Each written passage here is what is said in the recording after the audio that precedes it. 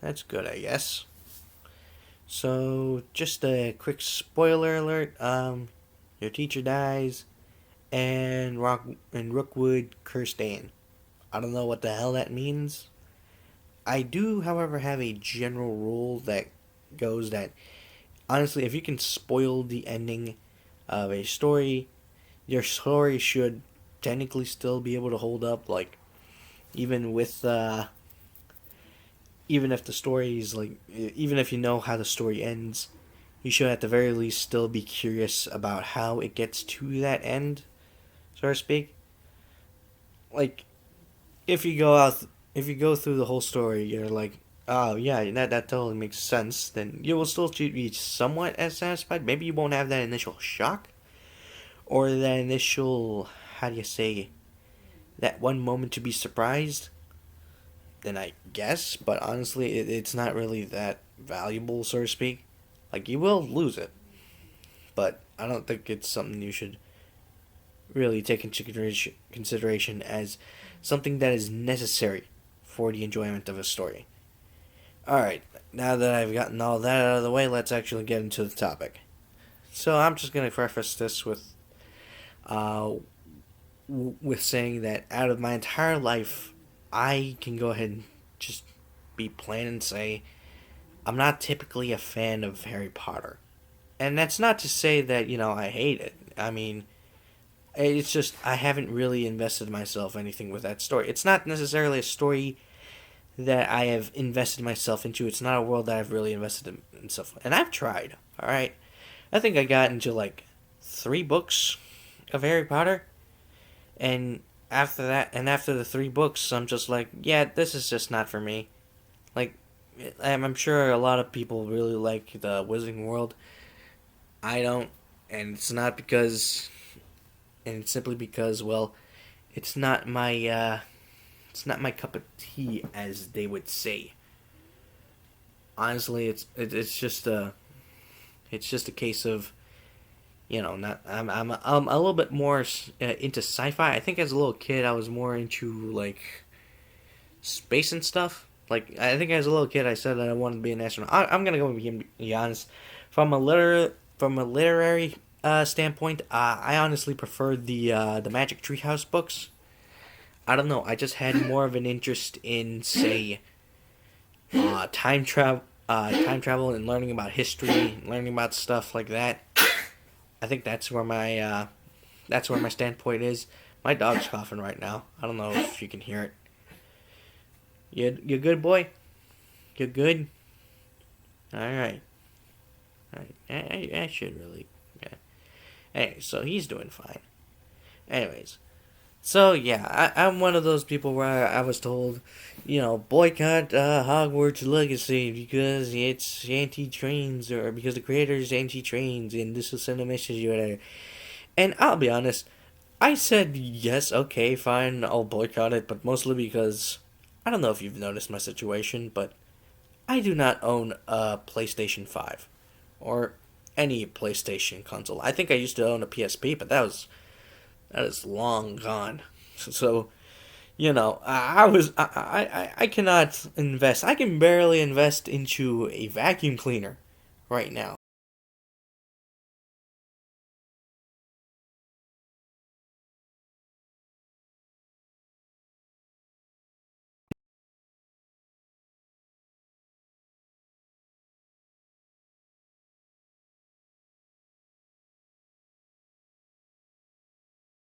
Just looking at the reviews, it's more like yeah, it's okay of a game. It's just maybe not living up to the hype of what was expected. I think in terms of sales, it's like what number 4, if I when last I checked. I think one of the games that was beating it was I don't know. I think maybe they were expecting more of it. They were expecting this game to outperform, but then when you consider the fact that one of the games that performed better than Hogwarts Legacy was Hi-Fi Rush, which is an indie game that really had no investment whatsoever in terms of promotion. Like Like I didn't even know this game existed, and yet they just dropped it on Steam. It just dropped it on there, and then all of a sudden everyone's like, "Hey guys, check out this game, Hi-Fi Rush. It's got everything. It's like it's a rhythm, it's a rhythm based beat 'em up, and it's awesome. And yeah, I'll go ahead and say it does look way more interesting compared to Hogwarts Legacy. So I'll give it that. Honestly, I wish I had a better computer so I could play these games. You know, Hi-Fi Rush, 'cause it does look like fun. However, I will go ahead and say this, that unfortunately, at least for the boycott, that while maybe Hogwarts Legacy isn't number one, and it isn't that it isn't that it isn't the success that everyone was expecting it to be. It did, however, have the largest streaming audience of a harassment campaign. Or, and not like, look, on one hand, I've seen people say, hey, don't, and like, like, I'll explain the purpose of this whole thing, of what they were doing, but long story, the game they didn't just mean boycott the not buying the game. They also meant don't watch the streams of don't watch streamers who are streaming uh, Hogwarts Legacy on Twitch. Who are playing the game. And it would be one thing to just not just not watch them. Like honestly, but apparently some people took it a little too far and actually started harassing streamers for playing the game. And honest and in an ironic twist of fate, streamers, they in accident made Hogwarts Legacy the the most the largest. They accidentally gave it the largest streaming audience. So that's a big whoop. Now, if you were like me, who was questioning, okay, what the heck is up with JK Rowling? What is going on? Why is she suddenly, why is everyone trying to taint, Harry Potter? What happened? This is just in case you were living under a rock. Long story short, J.K. Rowling is what is considered a TERF, or someone who is anti-trans. Someone who basically she's one of those she's one she's one of those people, so to speak. And I'll go. She's basically a person who grew up relatively privileged. Like, I'm willing to believe she had some struggle, but it was more like writer, not necessarily struggle economically, because she was, as they were say, as they would say, homeless at one point, but she wasn't necessarily. She was basically doing the rich person version of couch surfing, so to speak. At least in her adult life, and, before she made it big, with Harry Potter. Now she's living in a castle, so to speak. As for her youth life, well, she grew up, relatively privileged. I mean, her parents, were in high-paying career fields, and they did have some pretty rapid mobility. And she did go to a somewhat prestigious school, as far as I could tell.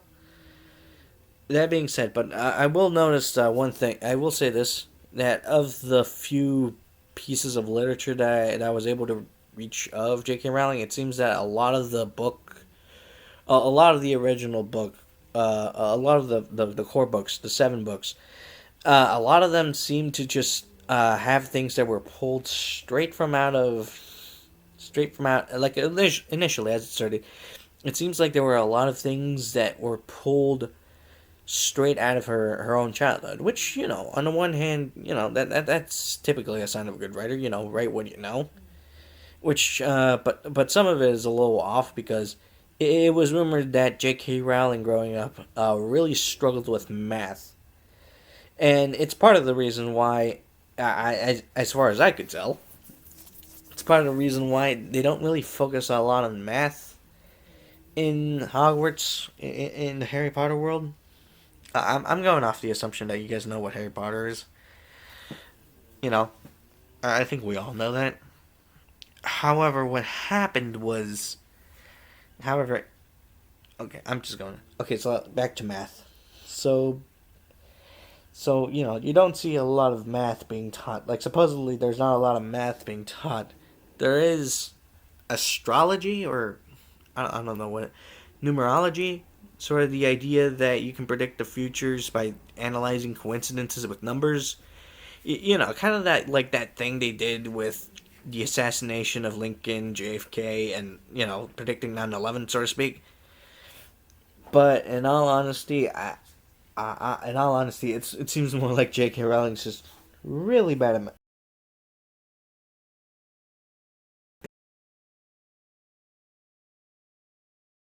that. That being said, though, it seems like I don't know. It seems like she had a somewhat sheltered childhood, or at least I'm going off of that assumption. And it's like I noticed when reading about her childhood, it said that that she get a lot of praise from her teachers and such because she was quote unquote such a creative mind. Now, I'm not saying you shouldn't tell kids that that they should be that they shouldn't be creative, that they shouldn't be imaginative, but at the same time, I think I don't know if anyone's ever actually stopped to actually you know maybe give some pointers to the kid because even I don't know, you kind of need a healthy amount of self doubt sometimes. Just saying. And I don't know. It just seems like I think part of the reason why maybe I wasn't that much of a Harry Potter fan is because I suddenly started to kind of question some things, or rather, there were a couple of things that just didn't make any sense. And you guys pretty much know what I'm talking about. Hang on a second.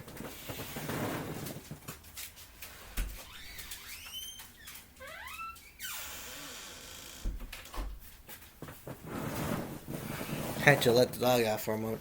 Like like we're talking about the fact that there's quote unquote that there's chattel slavery in the Hogwarts world. Like why? It's like at the first three books it kind of made sense, but upon the fourth book, that's when things started to go off the rails.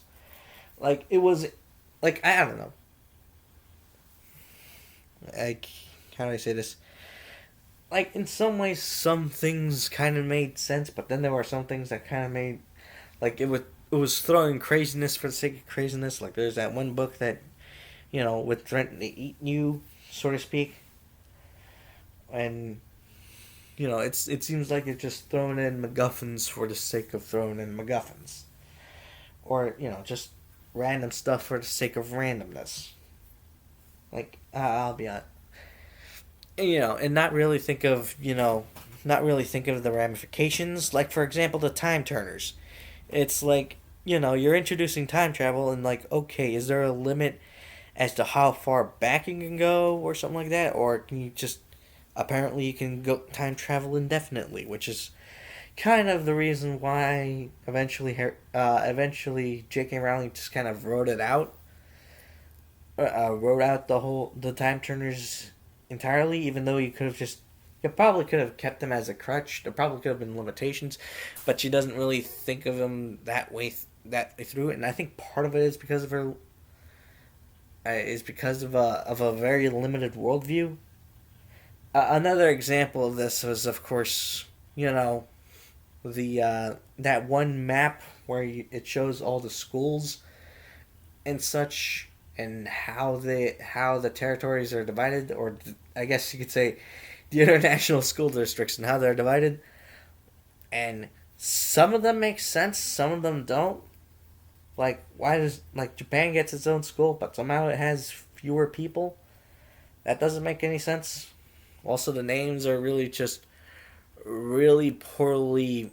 Like it's very it's very obvious that she just inserted that she just used Google Translate, but I'd at the very least, I I don't know, like it's pretty obvious that she just used you know Google Translate. I like if you want to like even if you like all she did was write school magic etc. School and magic using different languages and just mashing up the words in a way like normally I like I don't know like not like I know some people would try to do that but I think but it doesn't really make sense but also it's just the way the schools are divided so to speak like for example the Japanese school somehow also includes Koreans which I don't know if you've realized the history but Japan and Korea don't exactly get like they do now, but they didn't get along back then, and that's probably for a good reason.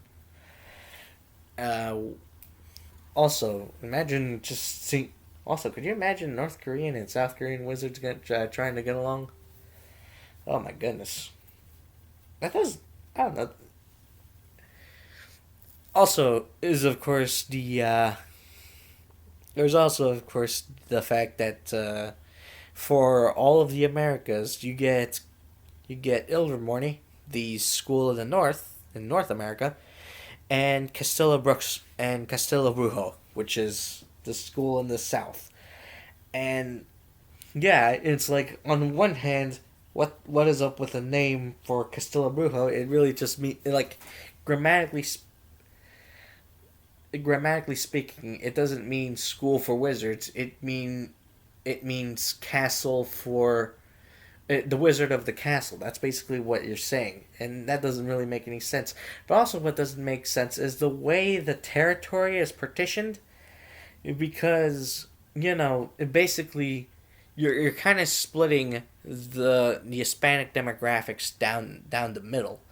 Especially if you look at the border, especially for me. Like I have a Mexican father, my mom is Guatemalan, and which would basically mean that you know basically Hispanics kind of get screwed over. If you think, like, if you're looking at it, I don't know. I think that they should. I don't know. I think she should have added another school right there.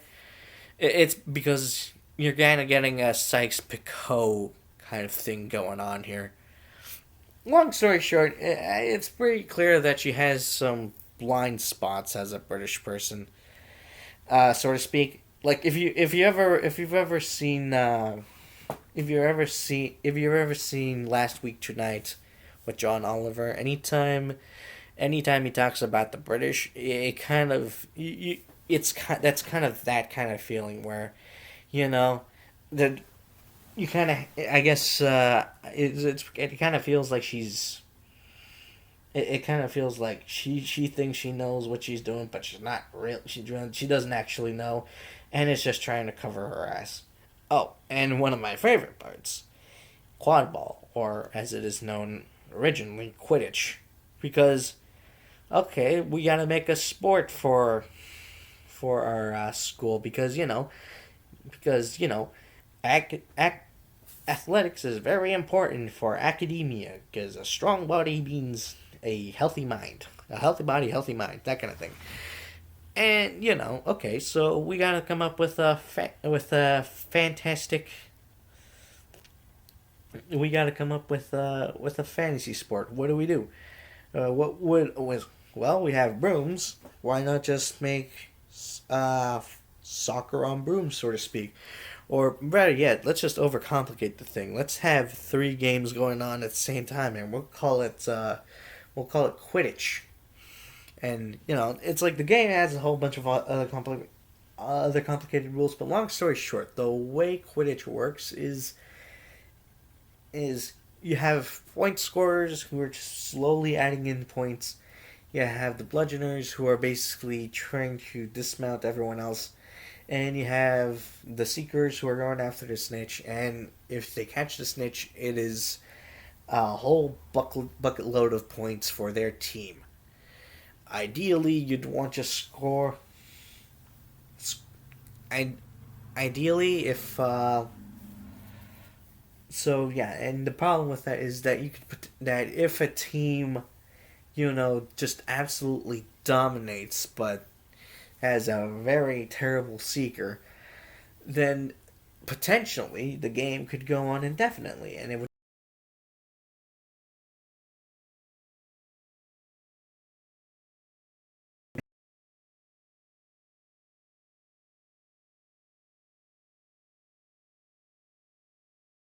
and honestly had the story not been from Harry Potter, it is very likely that it would just stay a stupid game. Like, I don't know, if you've asked me, okay, Jack, we need you to come up with a sport for wizards to play, and I'm like, okay, well, and it has to involve brooms. Okay, well, I think that kind of says it easier.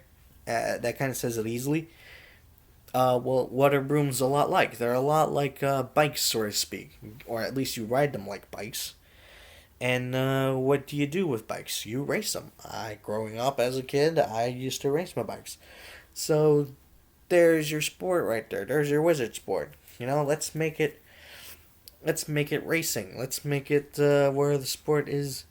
You have to go from, you have to use your brooms and go from this point to this point to this point, all across this forest, and then return back. Kind of like a division between orienteering, and whatnot. And you can have different versions of how you race in these kinds of sports. And you can have different races. You can have different divisions depending, and like the really cool kids are gonna be, or who have the really expensive brooms are gonna race in this part, are gonna race in this divisions, and the kids who got the loaner brooms are gonna race in this division, and that kind of thing. Like, you can make it interesting, and I know racing is can be interesting. For God's sakes, I've actually seen people, I've seen people say, like, think about it. There are people who like NASCAR, and you can probably make them interested in broom racing or something like that. Heck, you can probably make it which you where you have groups of kids who maybe decorate the brooms a certain way, either because they know they're not that fast, but hey, you can ride around on brooms and be styling, or you can have it where they make modifications that are to their brooms that are more for speed, like maybe they make them shorter for, like, I don't know. Like I said, there's a lot of things that that seem like there are better alternatives for a sport than Quidditch. I don't know. That's weird. Anyways, so okay, yeah. And on top of that, I think it's also like I don't know. I'll probably link to a video that explained it a little bit better than me. But long story short, I think when a lot of people say that they are shocked that J.K. Rowling isn't as progressive as many people thought she was, it's kind of worth noting that her politics may not exactly be as much as progressive as we thought she was. She's basically a neoliberal, but basically what neoliberalism means is that instead of trying to change things fundamentally from the systems that we entrust to, or maybe proposing new ideas, or essentially making fundamental changes to the status quo, it's more about making it's more about changing individuals rather than the status quo. Like, I think by the end of the book, there's still institutionalized slavery of the house elves. Like, that thing is still going on, and essentially, and of course there's the meme of why does Slytherin still exist? And it's just because, and it's that kind of thing. It's that kind of thing. Like, even if it is the thing that caused a lot of the problems that they had to face, they're still not going to change the status quo. Like, why does the Ministry of Magic and through extension the Minister of Magic have so much power in the wizarding world? Um, who cares? Just swap him out for a guy that won't abuse his power, maybe. That kind of thing. I don't know. I don't know. It's that kind of thing. So, yeah, it's more like she was progressive on accident, and only now are we just kind of realizing that maybe she's kind of wasn't. Point is, she's kind of a turf, and a lot of people, do find a problem with that, especially with transgendered people who maybe grew up with the Harry Potter books, who maybe even discovered themselves through the Harry Potter books, and then all of a sudden they do kind of feel betrayed. And I guess the best comparison that I can make, or at the very least the one that seems sort of apt as to what the hell is going on, at least for some people, and and right now, like normally, I think there are some people who really, would like to, would maybe side with trans people with the idea that, yeah, J.K. Rowling's kind of a bee, that she maybe shouldn't be saying or having these kinds of thoughts, but at the same time, they really wanna, they still hold Harry Potter close to them, and they still want to consume the products and can't see themselves splitting. This is sort of, I guess, the blinding effect that nostalgia has, but not necessarily for the reason you might think. So, I guess the apt comparison that I can make is, what if the USSR came back? You know, simply because, would there be some people who would be celebrating its return? I know for a fact that Ukraine would definitely not be celebrating. Heck, they basically see the invasion of Ukraine that is going on right now as sort of an extension of that idea that people want to, that people, that they don't want the USSR to return.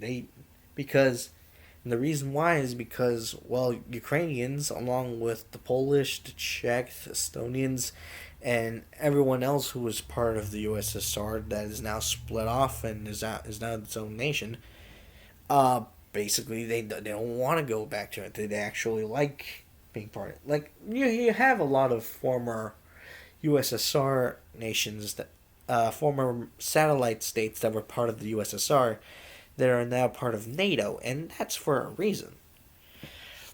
It's because they prefer it. It's because under the USSR they suffered. But there are people actually who would probably say that they would totally accept the USSR returning, and that's primarily because in some ways they benefited from it. Like they benefited from the fact, like they and the USSR wasn't, like, I'm not saying it wasn't good. Like, I'm not saying it was good, but a lot of people did sort of benefit from the USSR. Like they did have some things going on, like they like like there were, like, people were being housed. The whole thing wasn't being controlled by the mafia, that kind of thing.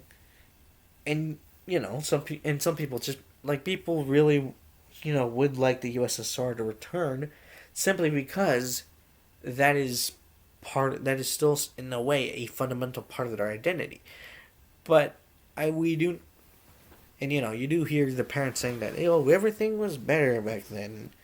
Yeah, but and as much, and for some people it's just indifference. Like, they couldn't care much more or less if they just don't want to be, like, they just don't want to be inconvenienced. Like, we're talking about the people who, like, yeah, how there are a lot of people who, when they're learning about slavery in the United States, or when they're learning about the Holocaust and the road leading up to it, a lot of people act like they would be like they would be the ones, like they would be that one guy in the crowd who did not salute Hitler because they think. But the reality is, they probably would, if only to save their own skins. In the If only to save their own skins, or in other words, that maybe they might secretly agree with them. I'm not saying, or rather, that it's easier for them to agree with them than it is to disagree. Just keep moving, just keep walking, just go with it. Don't question it. Just keep moving. And and I think in a way that's kind of the reason why a lot of why a lot of trans people over the week kind of lost it over this game, because for them they can't just have people just ignore the fact that JK Rowling is in fact benefiting from Hogwarts legacy and using that benefit in order to further her own in order to further her own turf messaging, because the whole thing about the whole thing about the whole because the whole spiel is that it's not about money, it's about sending a message. That's why there were that's why there was so much harassment of other people who were playing the game. But at the same time, I think because for them it feels like a war. Because for them it feels like a war for survival. If you look out into what's going on in American politics right now, it seems like almost on a state level, everyone is in a way eroding trans rights. They're in a way eroding a lot of civil liberties, just for the sake of getting at trans people. And it feels like if they don't do something, well, then it might go from a metaphorical war or a war of words, and it might actually become a war of bullets, a war for like they made like like we might actually go over the edge, so to speak. For trans people, it feels like this is a war for survival, and that they have to do everything they can in order to ensure that they win it. But the problem is, war does have rules. It does have laws. Like, there's a reason why the Ukrainians haven't resorted to using mustard gas, or why they haven't used a dirty bomb or anything like that. Because if NATO and the West do figure out that Ukraine is using dirty tactics like that, if they find out that they're using dirty bombs, they're just gonna be like, okay, well, you clearly know how to handle this. We're stepping out. And Ukraine doesn't want that. They need support from NATO, so they're playing by NATO rules. It's why they're a little bit more open when they do commit war crimes, as opposed to Russia, who is absolutely vehemently denying and even using whataboutism. Like, anytime a Ukrainian steps out of line, they get seriously punished. Like, if you see a Ukrainian mistreating a Russian soldier, they do get punished. They do get reported, and they do get sent to the Hague for their crimes. They do get court-martialed.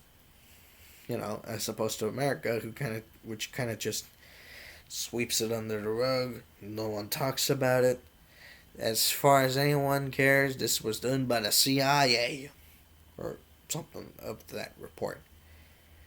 Yeah, I get it. I get it. I think, obviously harassing, the best thing that should have been done was just don't buy the game, and don't watch anyone streaming. Honestly, I think had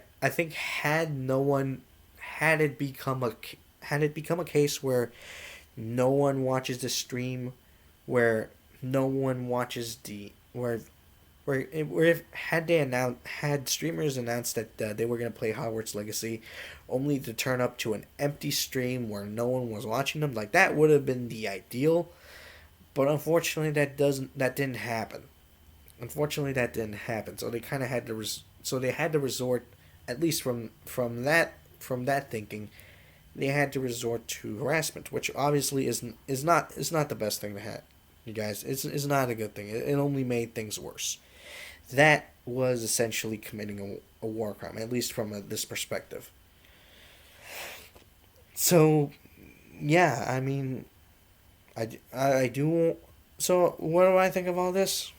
Well, I guess in some ways I am in a position to say that forget about J.K. Rowling, forget about Hogwarts, but at the same, I think my advice would be just to try to move on from Harry Potter, so to speak.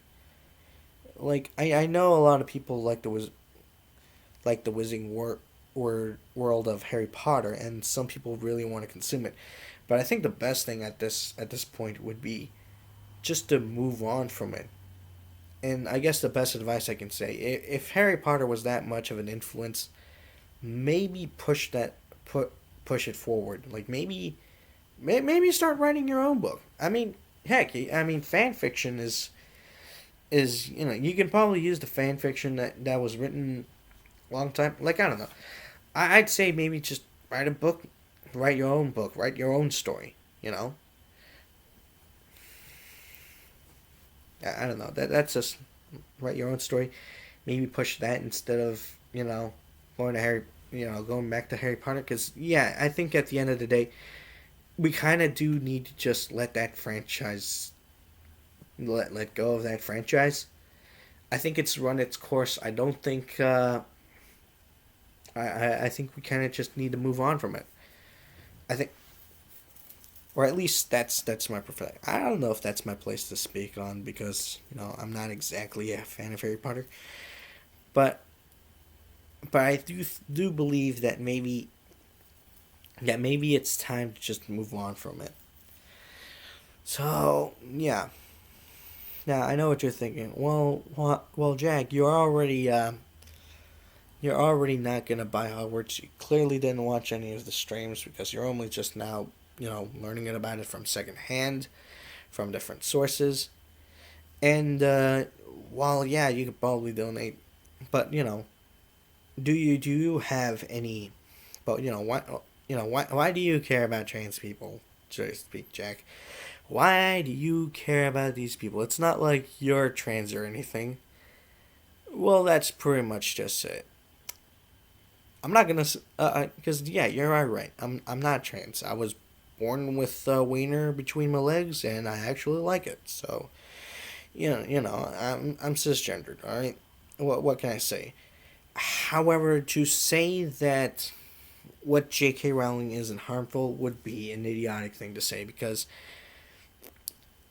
okay, so I'm about to drop a couple of things right now.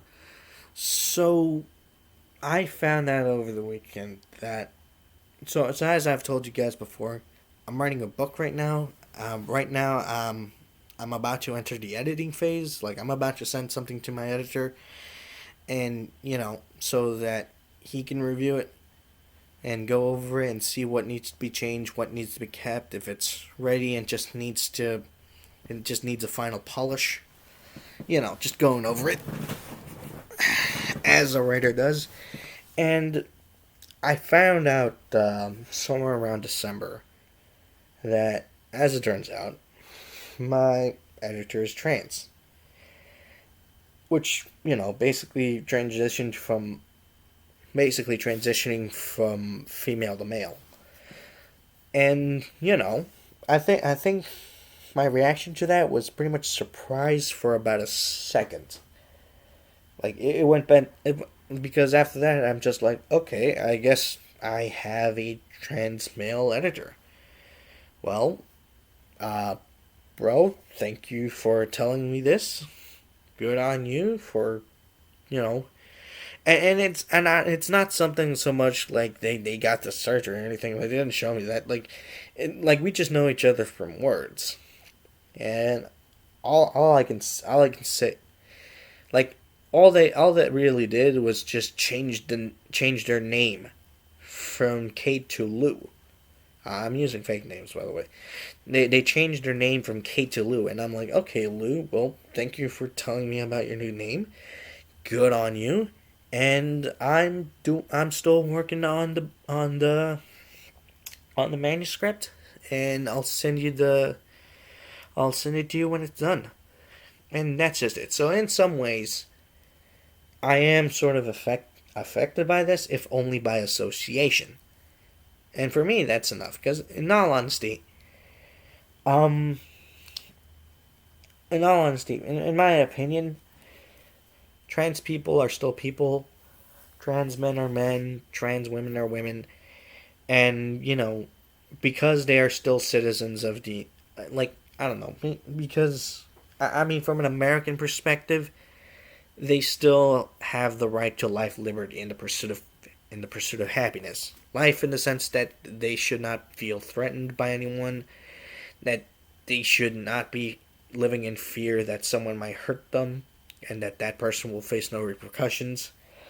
Liberty in the sense that they have the right to express themselves, and that the law should not be persecuting them for who they are.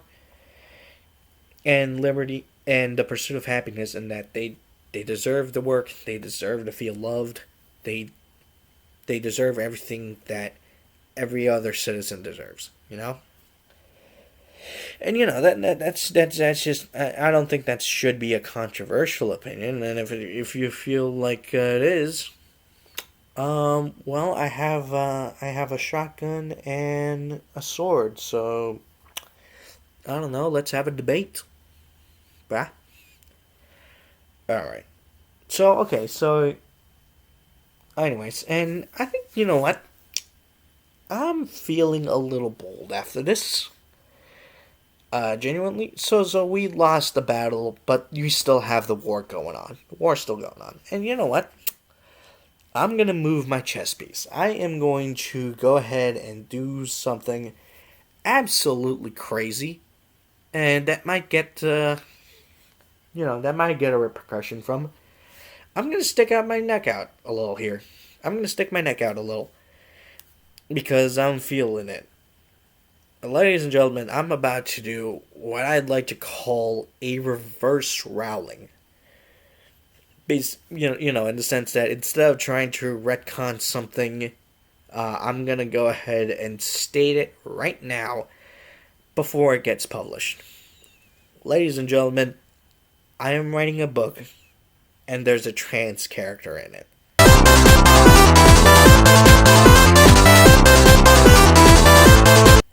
And before anyone says, they're just doing it, like, it's not gonna fit that well. Okay, look, this is a character that honestly, could have been male, could have been female, regardless. So like, it's a character. Like, normally when I'm writing a book, I sometimes do. When I'm making a character, sometimes I do ask, "Hey, what if this person is of the other gender? What if this male is a female, and what if this female is a male?" That kind of thing.